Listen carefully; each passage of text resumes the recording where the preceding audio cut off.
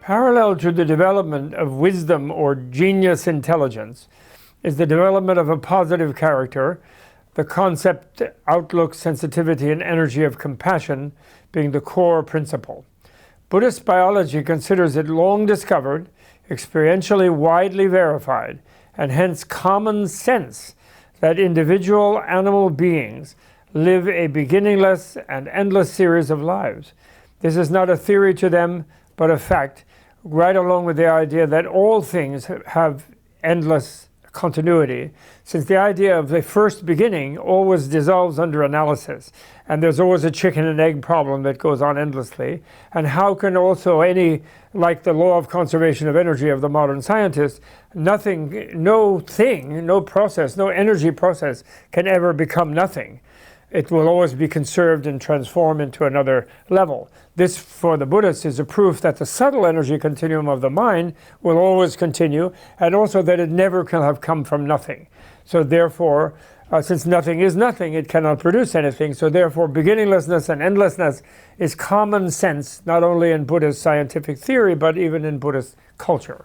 Being human is a huge evolutionary advance over the lower language-deprived animal life forms, and even perhaps a better opportunity than that of higher life forms, of which there are considered to be many, angelic, demonic, and even divine, although no such being as an omnipotent creator God. By emptiness's relativization of everything, no absolute entity or thing or state could then relate to relative things. Therefore, the idea of an absolute deity creating a relative world without becoming relative is simply incoherent from Buddhist reasoning point of view. One gets to be one, a higher being, like a divine or an angel or something, but in the Buddhist imaginary, let's say, by gravitating toward such superhuman life forms through the pursuit of pleasure or power. But once achieved, a long life divine being living in a pleasure heaven or something, or a boundless one living in a pure bliss heaven, like a Brahma heaven or something. Such life forms, once achieved, encourage a complacency that causes the beings who have achieved them to waste their time, even a very long lifespan that they have, and usually make no progress toward the possible complete relief of suffering that defines the enlightenment state. They're still only in a divine pleasure state apart from the suffering of the world, whereas the enlightenment state is a bliss state that incorporates all the suffering states of the world in a field of making them, lessening their suffering and relieving them of their suffering.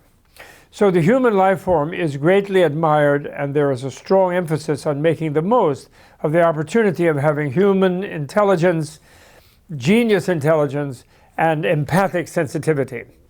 From the Buddha's time, the development of compassion as the inevitable complement of selfless wisdom is strongly encouraged, compassion being the driving motivation behind assuming the vow of the Bodhisattva and dedicating all of one's future lives to the attainment of the supreme enlightenment that can benefit other beings as well as oneself. There are said to be two most effective methods of the cultivation of compassion taught by the Buddha. The first, later elaborated most systematically by Maitreya, and our dear Maitreya here, and by Asanga, 4th and 5th century, called the sevenfold causal instruction. It begins from the premise of the beginninglessness of life and the fact that, given infinite possibilities in a infinitely beginningless life continuum, every single other one of countless beings, also equally beginningless as we are, has at one life or another been in the optimal biological relationship to oneself, which is to say, has been one's own loving mother.